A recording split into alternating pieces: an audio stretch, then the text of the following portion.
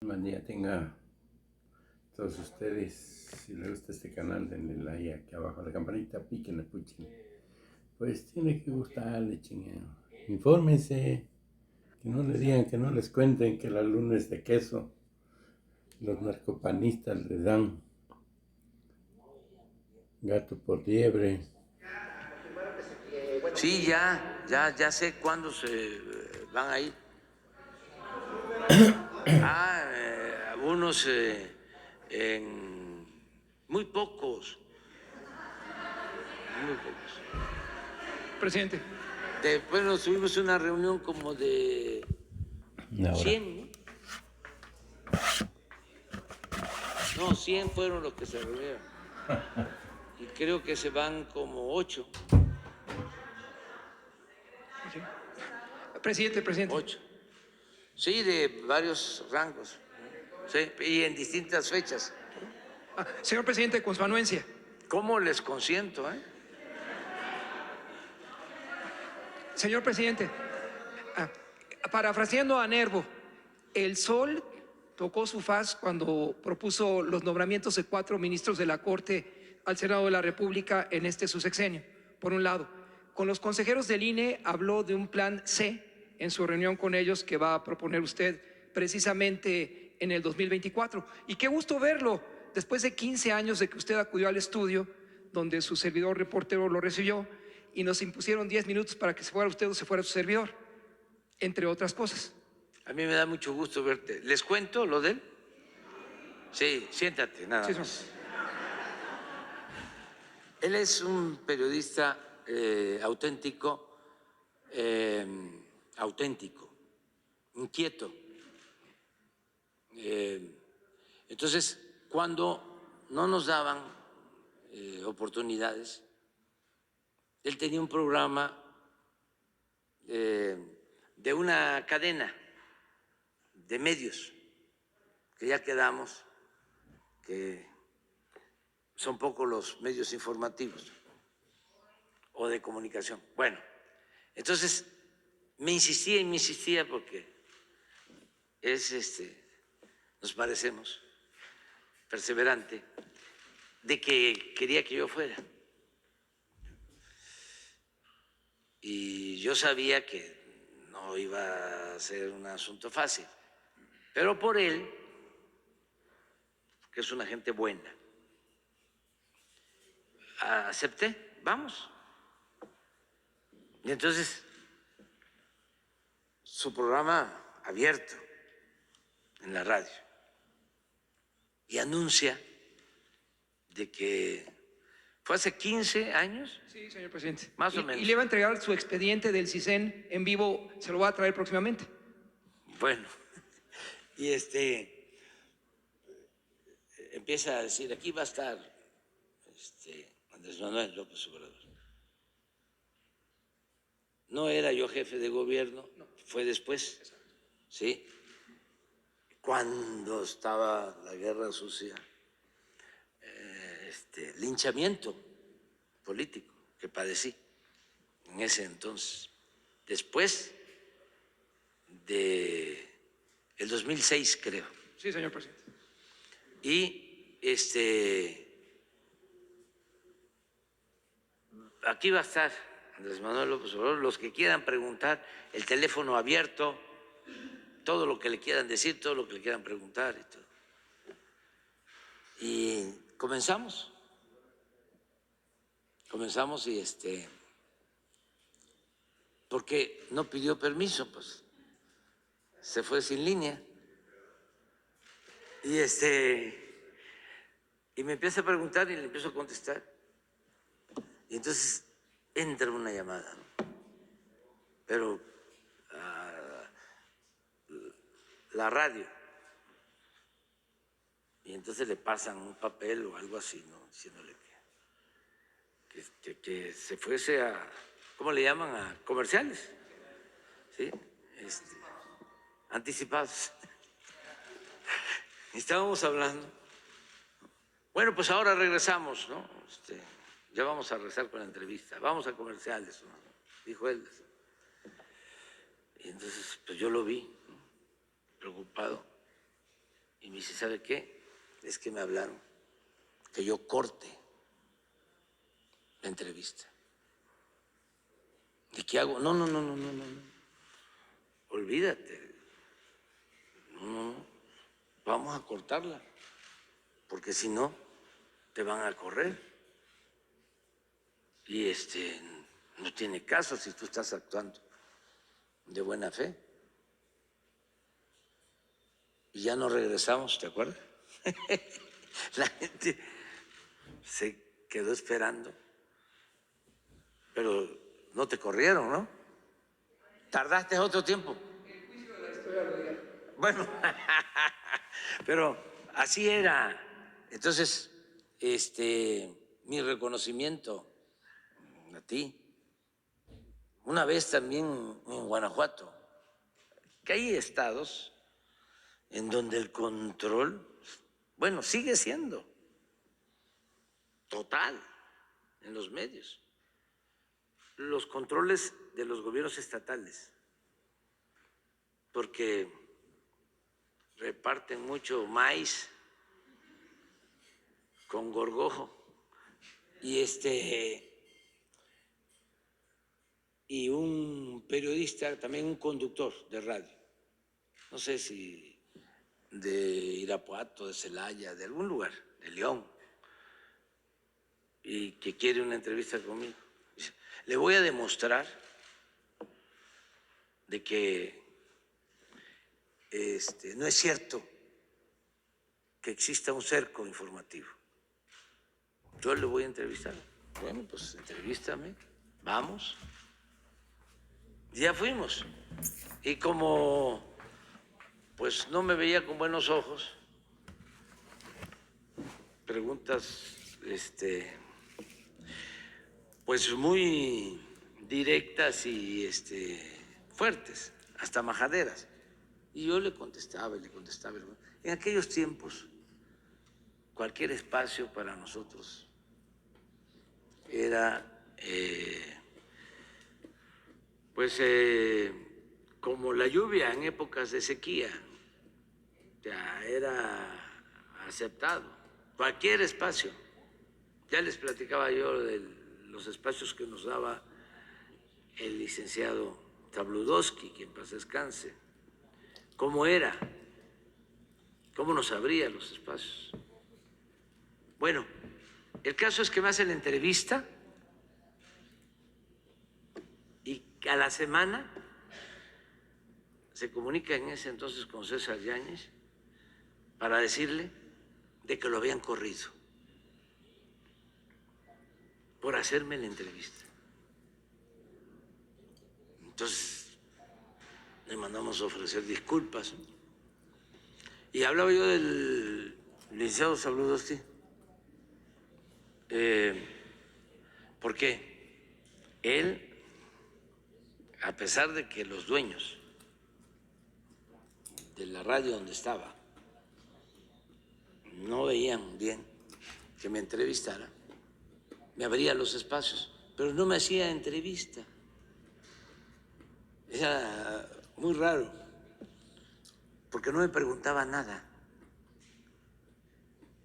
Entonces, me decía, licenciado, pidió usted hablar, pidió usted tener oportunidad de expresarse, con mucho gusto, licenciado. ¿Qué nos puede decir? Y yo, taca, taca, taca, taca, taca, taca, taca, taca, taca, taca. Ahí sí se me quitaba el hablar, sí, despacio. Ahí sí hablaba de corrido, porque era aprovecho para invitar a todos, porque quieren privatizar el petróleo. Nos vemos en el Zócalo el sábado, el domingo a las 10 de la mañana. No podemos permitir que entreguen el petróleo, porque es entregar bienes de la nación, bienes del pueblo. No nos quedemos con los brazos cruzados, participa, ¿sí? Vamos todos a la defensa del petróleo. Y así, cosas por eso. Y me dejaba, no me interrumpía, y al final, pues eso es todo, licenciado. No quiere más tiempo, expresarse más. No, licenciado, muchas gracias, y ya. Pero me abría el espacio. Otros no. Había quienes me daban porque se las daban de plurales, pero una vez cada 6 meses. Una vez cada 6 meses en radio. Ya. Entonces, este hombre por eso está aquí. Señor presidente, parafarseando a Nervo, si el sol tocó su faz, ¿cumplieron su expectativa los 4 ministros de la Corte que usted propuso al Senado de la República y que actualmente se desempeñan como tales? Por ejemplo, Margarita Ríos Farjat. No, les voy a contar. Fallaron. Ya se los he platicado para que vean cómo es la política. Pero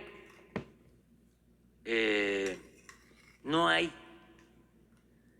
que decepcionarse. Lo único que hay que tener muy presente es que la lealtad debe ser siempre al pueblo y al proyecto de transformación y a las causas justas. La lealtad entre hombres, mujeres, muchas veces es servilismo, abyección. Son amigos o leales de mentira en política, cuando no hay principios, y enemigos de verdad. Cuando tenía yo que resolver sobre la situación del Poder Judicial, aunque es un poder independiente, me preocupaba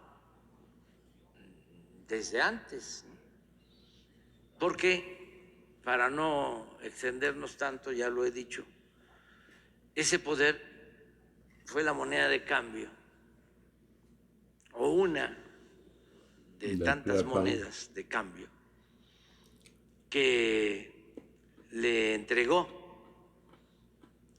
el PRI o los gobiernos del PRI al PAN para que se terminaran de convertir en PRIAN. Les entregaron el Poder Judicial completo. Demasiado. Jueces, magistrados, ministros, bueno, llegaron a tener, ya lo he dicho aquí, a un procurador del PAN. Zedillo puso a Lozano. José Antonio Lozano Gracia. Lozano Gracia, de procurador, que era del PAN. Y así. La Parca. Entonces yo pues conozco eso. Hay desde luego honrosas excepciones. Pero son muchos abogados, mujeres y hombres, sin convicciones, sin principios, más buscando la justificación siempre en normas legales y dándole la espalda a la justicia. Entonces, ¿Cuánto que propuso? había en ese entonces uno de los 11 ministros que simpatizaba. ¿Listo? Y en la campaña, claro, no abiertamente, sino que me mandó a decir de que él simpatizaba con nosotros y que hacía falta una transformación en México y que yo contara, ¿no?, con él si ganábamos. Entonces hice las cuentas y me tocaba en el periodo Nombrar a 4. proponer a 4, porque terminaban, no, a 3, pero renunció Medina Mora. Entonces, el caso es que eran 3 más 1, 4, para 11, pues con 6 se podía iniciar un proceso de renovación al interior del Pero Poder unos Judicial reverendos que picalugas. lo requiere, urge una depuración en el Poder Judicial, una purificación Fueron del los Poder más Judicial. acérrimos rivales de López. El caso es Llegaron. que de una u otra manera fueron 5 los que tenían relación conmigo.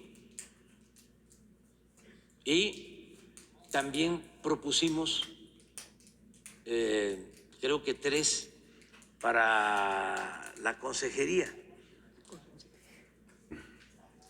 para la judicatura. Bernardo Batis, entre ellos. Sí, la judicatura, ¿no? Porque la judicatura es como 30 pesos según. la Contraloría o la Fiscalía, Órgano regulador. ¿sí?, al interior del Poder Judicial, para que ningún poder, ni el legislativo ni el ejecutivo, puedan meterse en asuntos que solo competen al Poder Judicial. Pero para eso está la judicatura. Resulta, hablando de la judicatura, que no ha servido para nada. Para nada. Picalugas. Porque no hay ningún juez, ningún magistrado, ningún ministro enjuiciado. Es que la ministra de la Corte, la presidenta, es también la ministra del Consejo de la Judicatura. Sí, pero de todas maneras, ¿sí?, Debe de haber el resto contrapeso. han guardado silencio. Han sido cómplices. Ninguno ha tomado una iniciativa para decir, esto está mal. ¿Cómo vamos a permitir que una jueza ordene la liberación de un presunto homicida y le dé al encargado del reclusorio 1 hora para liberarlo? ¿O cómo vamos a permitir que haya resoluciones para liberar así presuntos delincuentes de bandas organizadas que han cometido homicidios el viernes en la noche, el sábado en la mañana, y esos jueces no son investigados? ¿Y qué hace la judicatura? Eso por un lado. Pero les voy a decir, siempre planteé de que cada quien es responsable, y además lo he hecho siempre así, de sus actos. Y no me gusta, ayer se los dije a los del INE, yo no les voy a estar diciendo qué van a hacer. Ustedes son independientes, son autónomos, nada más que actúen de manera democrática y no se conviertan en empleados de oligarcas como era antes el INE, al servicio de Claudio X González Siguen siendo. y de toda esa minoría corrupta y rapaz. Actúen con independencia. Bueno, todas las iniciativas nuestras de reforma a la ley, rechazadas. Todos.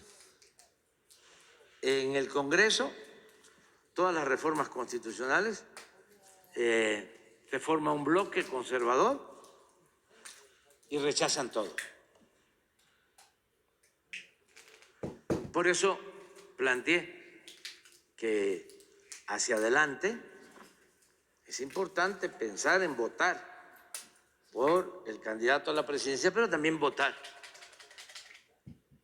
porque ese candidato tenga mayoría o su proyecto tenga mayoría calificada Congreso, en la Cámara de Diputados, el senadores, Congreso, los dos, porque hacen falta modificaciones, las dos, hay que decirlo. porque durante más de 30 años se dedicaron a reformar la Constitución para favorecer a una minoría y perjudicar al pueblo de México. Más de 30 años. No hay una sola reforma que hayan hecho en beneficio de México, en beneficio del pueblo. Ajustaron todo el marco legal para saquear, para robar. Entonces, hemos hecho nosotros algunas cosas, pero faltan.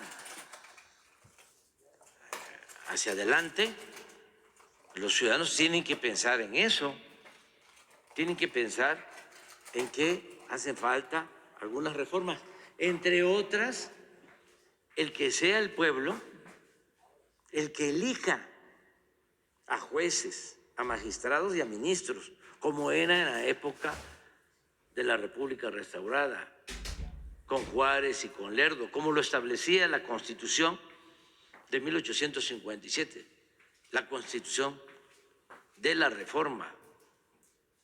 Entonces, ¿qué pasó últimamente? Los conservadores corruptos, Claudio y Gómez Mon y este otro exministro Cosío y otros, ¿no? Además hasta financiados por el gobierno de Estados Unidos, que aprovecho La Agencia Internacional. subrayarlo, sí. Empiezan a poner obstáculos y amparos a todo, a la obra del aeropuerto, al Tren Maya. Esto de la señora Xóchitl Gálvez, el amparo es Claudio. asesoría de ese grupo. Bueno, y cuando no se puede ya reformar la Constitución, Una mujer sin criterio, porque no se puede tener sin falda, mayoría marioneta. absoluta o mayoría Relativa. no calificada, pues entonces sí se puede reformar la ley con mayoría simple. Entonces empecé a decir, bueno, no tocamos la Constitución, ya no se puede, pero sí se pueden hacer reformas a las leyes. Pues todo ese bloque opositor, conservador, empieza a presentar en la Corte recursos de inconstitucionalidad a las leyes. Entonces, para que una ley se declare inconstitucional, se requieren de 11 ministros, 8. Si 4 dicen no, ya es constitucional. Entonces, de las preocupaciones pues que más me interesaba resolver estaba el que la Guardia Nacional pasara a formar parte de la Secretaría de Defensa. Se aprobó la ley en el Congreso, Cámara de Diputados, Cámara de Senadores, y la impugnan.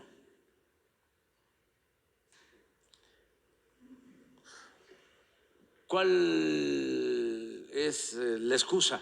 El militarismo. Imagínense quienes reprimieron, quienes torturaban, quienes masacraban, quienes desaparecían. De repente les preocupa el militarismo y se convierten en los paladines de los derechos humanos. Por eso son unos reverendos, hipócritas, además de corruptos, hipócritas, cretinos. Pero presentan, porque el propósito es que no avancemos, entonces presentan el recurso de inconstitucionalidad y a mí me preocupa. ¿Por qué? Bueno, porque nos ha costado mucho crear la Guardia Nacional. Ya tenemos 115,000 elementos formados, como no se había hecho. Se crearon, ya deben de ser como 300 cuarteles. Hay vigilancia de la Guardia Nacional ya casi en todo el territorio nacional. En las encuestas del INEGI, la gente ya le da, creo que 70% de aprobación a la Guardia Nacional. Han estado cumpliendo con su función. ¿Qué había antes? La Policía Federal, echada a perder, con 40,000 elementos, la mitad administrativos, operativos, 20,000 para todo el país. No construyeron cuarteles, nada. Y una indisciplina completa, corrupción. Bueno, de ahí salió García Luna. Entonces, mi preocupación es de que termino, me voy a ir, pero no quiero que la Guardia Nacional quede en la Secretaría de Seguridad Pública ni en Gobernación, como estaba. Imagínense, a los 3 años, 6 años, se echa a perder. Así está la Guardia Nacional. 76.7 de aprobación. Entonces, por esto, eso no vaya a llegar un joven ambicioso, sin principios, como no los voy a mencionar. Bueno, pero García Luna así empezó. Un ingeniero en computación o no sé qué. Y empiezan a escalar sin idea tampoco de lo que es la seguridad. Todo manejado con las cámaras, ¿no? Por eso, ¿ya fueron al búnker que tenía? Es impresionante. O sea, y ahí es donde llevaba a todos los periodistas, salían de ahí. O sea, como si las cámaras, ¿no?, fuesen garantía de seguridad. Bueno, espérame porque es interesante el tema. Entonces, para que no cayera en manos hacia adelante de una gente así, por eso lo estoy planteando, y se echara a perder, porque es la seguridad del pueblo, la seguridad de los mexicanos, es la paz, la tranquilidad. Entonces, meten el recurso para declarar inconstitucional. Yo dije, ahora sí me voy a meter, porque esto es importantísimo. Y hablo con 5 con los 5, con los 4 que de una u otra manera yo propuse y con el que ya estaba, para garantizar los 4 votos. Pues si hablo con 5, uno por uno, no saben lo que me costó. Me costó porque ya venían actuando mal. Ya habían demostrado ser chuecos. Pero esto vale que hable yo con ellos para explicarles la importancia que tiene. Y hablé con los 5. Pues con 2 no pude. No, pues ya se los dejo de tarea. Ustedes ya quieren toda. O sea, no pude. O sea, no me dijeron que no ahí. Sí, cómo no. Así, de manera muy hipócrita. Pero eran 4 los que se necesitaban. Nos quedamos con 3. Y se pierde.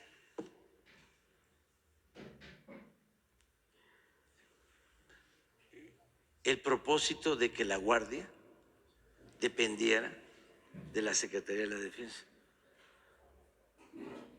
Entonces, cuando se dieron cuenta, ya querían que entrara en vigor en un año. No, querían negociación. Todavía la presidenta, la señora Piña, le dijo a Rosa Isela: oye,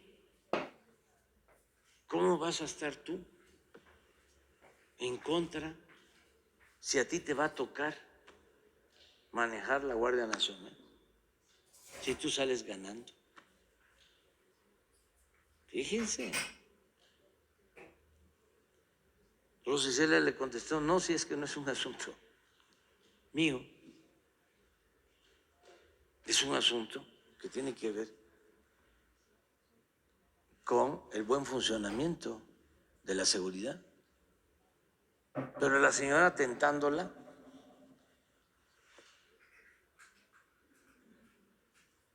¿por qué estás tú preocupada? Si tú vas a manejar la Guardia Nacional. Eso después. Y luego, no, vamos a buscar la forma para que el cambio se dé dentro de un año o 2 años, hasta que termine el gobierno. No, no queremos componendas, no queremos ese tipo de acuerdos. Pero entonces, ¿por qué?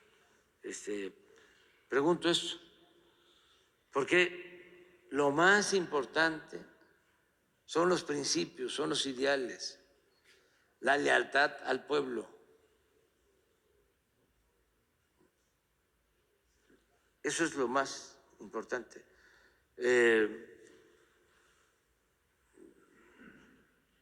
No hay que escandalizarse, pero hay quienes se suben a un ladrillo y se marean. El poder atonta a los inteligentes y a los tontos los vuelve locos si no se tienen ideales. La única forma de que alguien se mantenga con honestidad, que haga de su vida una línea recta, es el que se alimente de ideales, de principios. Y aún así, siempre va a estar la tentación del poder por el poder. Siempre va a estar la tentación del poder por el poder. Hay un caso, por ejemplo, bueno, no, hay muchos casos, pero esa es la realidad. ¿Quiénes no traicionan? ¿Quién no traiciona? El pueblo.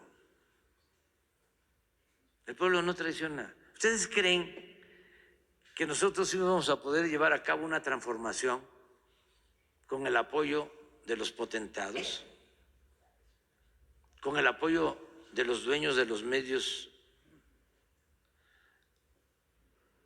de manipulación, con el apoyo de los intelectuales orgánicos? No, no. ¿Con quién estamos llevando a cabo la transformación? Con la mayoría de la gente, los pobres, integrantes de clase media, conscientes, humanos, no intoxicados por lo material, no aspiracionistas, no clasistas, no racistas, ladinos. Hay mucha gente de clase media que está respaldando el movimiento nuestro, incluso hasta les podría decir hasta de arriba, poquitos, porque son inteligentes y son humanos, muy fraternos. Pero hay otros que pues es muy difícil, aunque hasta las piedras cambian de modo de parecer, es mejor no querer convencerlos porque se desgasta uno. Hay muchos amigos, ¿no?, que dicen, qué barbaridad. Fui a una fiesta familiar, estuve en una reunión, en una comida, y es increíble lo que dicen. El nivel de desinformación, la forma como los han manipulado. Entonces, por eso, no, primo hermano, ahí la llevas. Síguele. Oiga, pero es que yo quiero que usted me convenza. No, hombre, ¿cómo te voy a convencer a ti? Sigue tu camino, vas bien. Sigue escuchando a Ciro, a Loret de Mola, sigue leyendo el Reforma, y adelante. Y sí, seguir haciendo labor de concientización con la gente humilde, con los jóvenes, eso sí, de todas las clases sociales, porque esos tienen pues una mente en blanco, no están prejuzgados. Y siempre recuerdo de que el apóstol de la democracia, Madero, era hijo de hacendados, él mismo era hacendado. Simón Bolívar, hacendado, el libertador, y muchos. ¿Y saben por qué cambiaron? Entre otras cosas, aparte del humanismo, por la educación. Porque Bolívar se formó, se educó en Europa. Madero se formó, se estudió en Europa y en California, en la Universidad de Berkeley. Entonces, eso ayuda mucho. Además, antes las universidades no estaban como ahora, ¿no?, como la prensa, también, que era como una escuela. formaba mejor. Ahora toda la prensa está tomada por grupos de intereses creados. Pero en fin, ya. No, ante la óptica del Ejecutivo, finalmente, ¿cuál es el juicio de la historia para los 11 integrantes del Pleno de la Corte, los 5 cercanos a su propuesta ante el Poder Ejecutivo? Ya no hay 5. De los 5 de los 4 de los y que el 1. habían, ¿cómo es que dice la? No. Tenía yo, ¿cómo? Bueno, el juicio de la historia. Y por último, señor presidente, en esta mañanera, su trato con los medios, surge la verdad histórica del crimen de Manuel Buendía Tellez Girón, lo que este reportero le planteó a usted en junio del 2019. El aludido habló, dijo que él no fue, en un libro que tiene el licenciado Ramírez y que va a representar a usted en su presentación, si usted lo aprueba. Se da a conocer en la mañanera la verdad del crimen de Manuel Buendía, y este es un marco importante que nutre la información, y ahí está pues para su presentación. Esto en su mañanera del 19 de junio del 2019. Sí, pues no sé, con Jesús lo analizamos.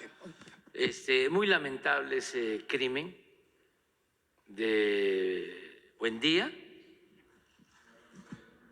de Manuel Buendía, sí, fue en la época de Miguel de la Madrid, sí, en un estacionamiento en Insurgentes, ¿sí? Un periodista crítico de aquellos tiempos, que tenía una columna Red Privada, sí, y fue asesinado. Estuvo preso mucho tiempo el que entonces era, creo que, director de Seguridad de Gobernación,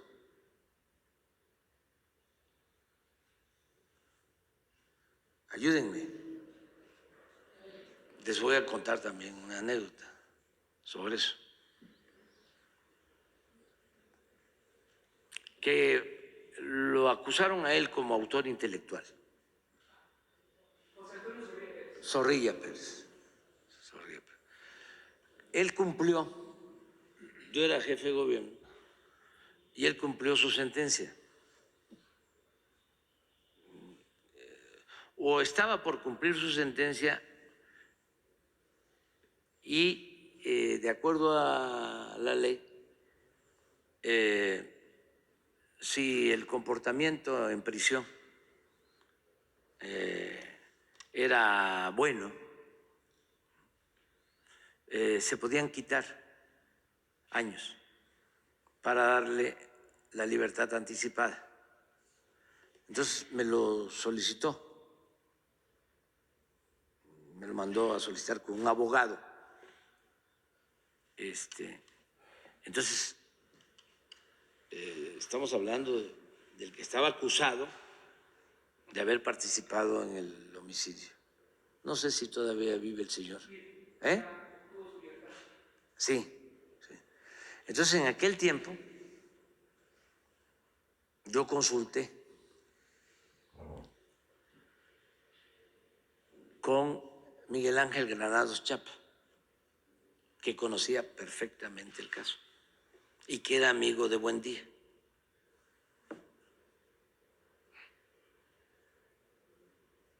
Y le dije, Miguel Ángel, ya es finado, Miguel Ángel, un extraordinario periodista, muy bueno. Le dije, hay esto.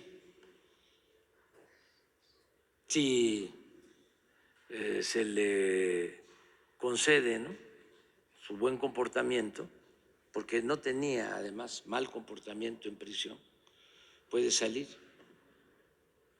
Y me acuerdo que Miguel Ángel me dijo, por ningún motivo, porque sería un acto de injusticia. Es de esas cosas que tienen que ver o que se tiene que optar entre la ley o el derecho y la justicia.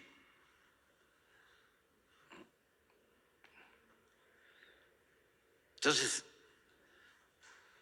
es algo importante.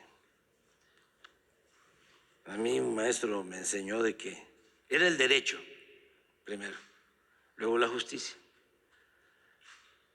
y después de la justicia la misericordia. Y eso es lo que aprendí. Entonces, si van a hacer un libro, pues sí, conozco. No, pero sí es para los jóvenes, sobre todo los que estudian periodismo, comunicación. Es importante conocer toda esa historia de cómo era el periodismo en ese entonces. Y cómo es ahora, ¿no? Muy bien, ya hablamos bastante.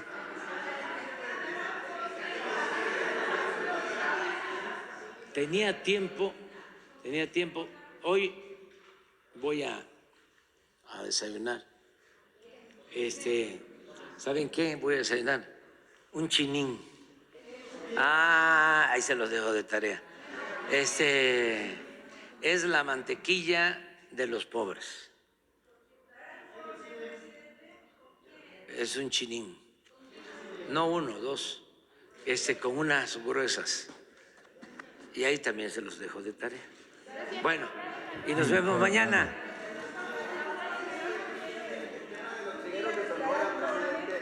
Voy a dar informes, sí.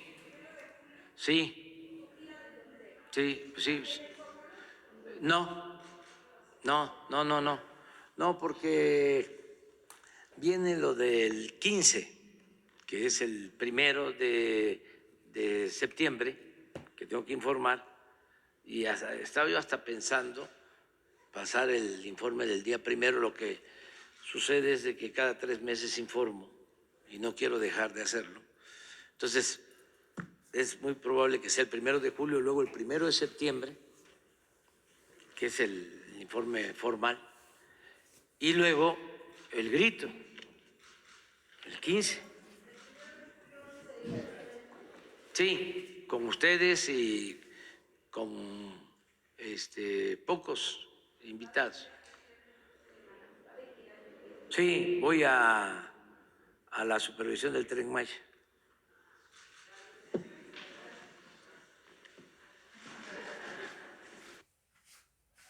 Terminó.